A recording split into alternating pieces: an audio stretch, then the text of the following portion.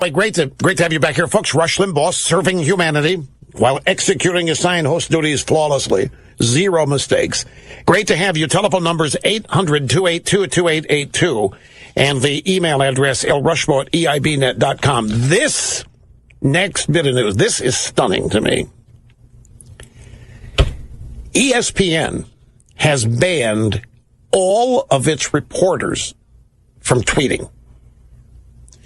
ESPN, in an internal memo released a couple of days ago, outlined a rigid new policy toward the use of social media by its on-air talent and writers.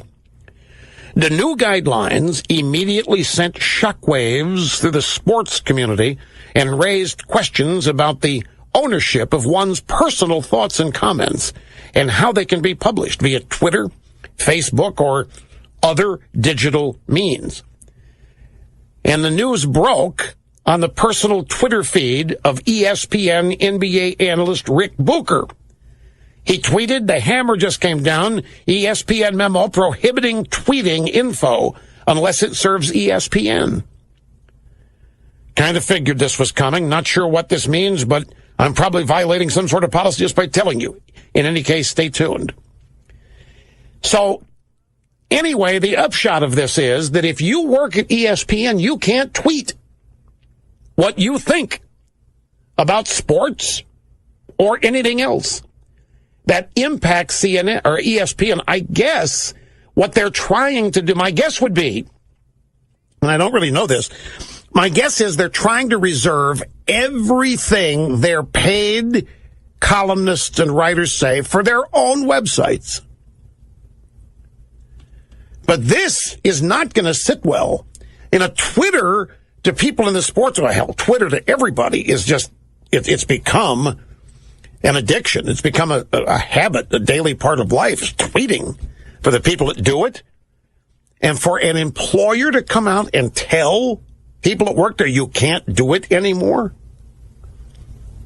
And all, I mean, if you look at every sports writer tweets everything, and a lot of sports writers break news in their tweets, not on their own websites. They break the news in the tweets, and then they hope to get their followers, and they hope to be talked about, and then at some point they get into detail on their own websites about what it is they've broken. And ESPN has just said, nope, you can't do it anymore.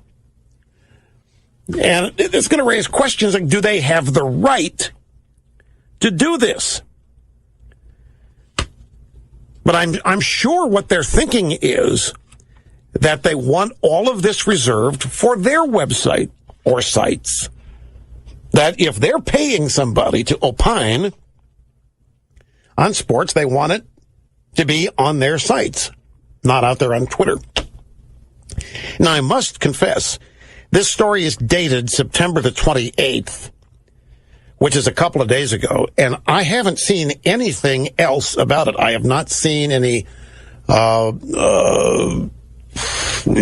massive outrage or protest to it or any of that, which kind of surprises me. Is that tweet from 2009?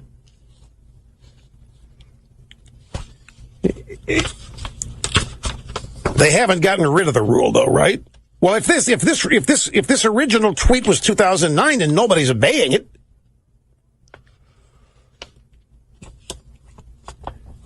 well, the ban is in effect. The internal memo is dated back in 2009, but it obviously hasn't been very effective.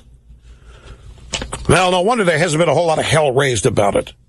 I don't know how well they're doing enforcing it. Anyway, in a way, it doesn't surprise me. Because I think a lot of organizations are going to say, look, if you're going to do this, do it on our website, not your personal Twitter feed. You don't exist if it's not for us. You don't have a name if it isn't for us. That's what they're going to tell these people. You think anybody cares about you before we hired you? That's going to be what their thinking is. We own you, and we own what you think, as long as we're paying you. So, we shall see. The tweet that alerts everybody here is in fact back from 2009.